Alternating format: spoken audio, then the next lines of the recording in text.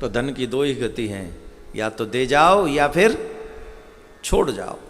और वो धन की ही नहीं, ये तो हमने दान की बात कह दी, लेकिन यही स्थिति हमारे तन की भी है।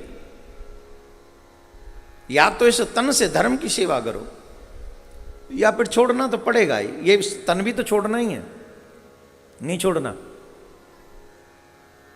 आपको एक बात बताएं, मुर्दे को जब आत्मा शरीर से निकल जाती है, बहुत महत्वपूर्ण बात बता रहे हैं, इसको नोट कर लो।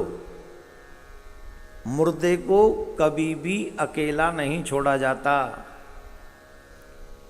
नोट कर लो इसको। क्यों नहीं छोड़ा जाता? रीजन क्या है?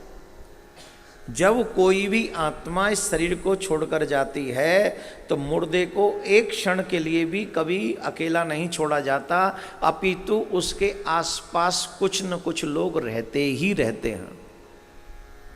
उसके पीछे कई रीजन हैं, उनमें से एक दो रीजन मैं आपको बताता हूं। पहला रीजन तो यह है कि जब वो शरीर छोड़ के आत्मा जाती है तो नेगेटिव आत्माएं भी आसपास में संसार में बहुत भटकती रहती हैं। ध्यान देंगे, जो नेगेटिव, जिनको हम भूत प्रेत पिशाच पता नहीं क्या क्या कहते हैं, अगर वो मुर्दा वो सब अकेला छोड़ दिया जाए तो कोई भी नेगेटिव आत्मा उसमें प्रवेश कर सकती है अंतिम संस्कार से पहले पहले। इसलिए कोई भी नेगेटिव आत्मा उसमें प्रवेश न करे, इसके लिए उसमें उस सबके पास, उस मुर्दे के पास कोई न कोई होना चाहिए।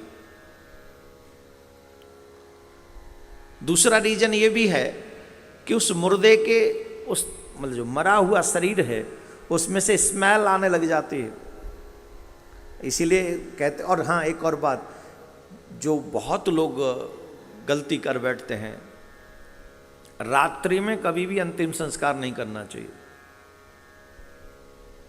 सूर्यास्त के बाद अगर शरीर शांत होता है तो दूसरे दिन तक प्रतीक्षा करनी चाहिए सूर्योदय तक,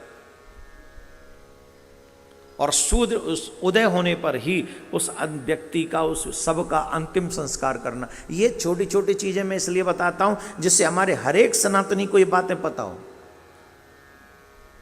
कई बार ऐसा होता है, रात्रि में शरीर शांत हो, शाम को शांत हो गया, अरे रात भर कौन रखेंगे, चलो रात्रि में जला के चले आए। नहीं, ये उस व्यक्ति के साथ अन्याय है जिस व्यक्ति ने पूरा जीवन तुमको दिया है। रात्रि के समय कभी भी किसी भी शरीर का अंतिम संस्कार नहीं होना चाहिए। ये विशेष बातें आप सबको ध्यान रखनी चाहिए। मुर्दे को कभी भी अकेला नहीं छोड़ना चाहिए। जब तक अंतिम संस्कार ना हो जाए कोई न कोई उस सब के पास बैठा रहे।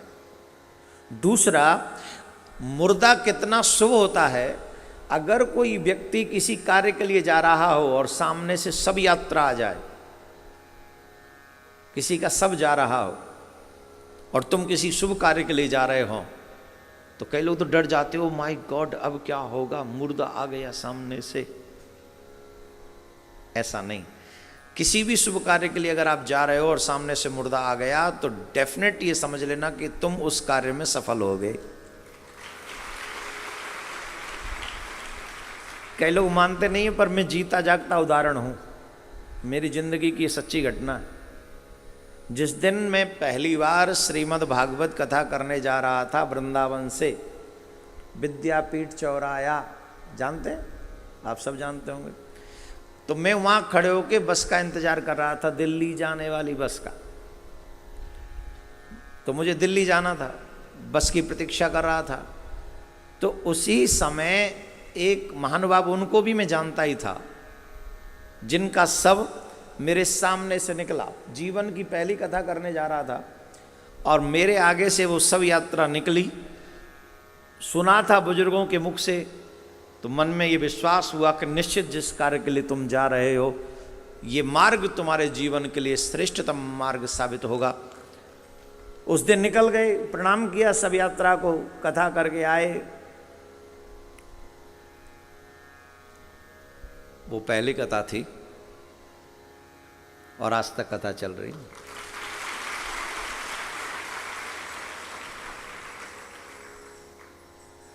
यही बहुत है। तो हम तो सिर्फ ये कह रहे थे कि सब यात्रा तुम्हारे सामने से अगर निकल जाए और तुम किसी शुभ कार्य के लिए जा रहे हो तो ये तुम्हारे लिए तुम्हारी सफलता का संकेत है।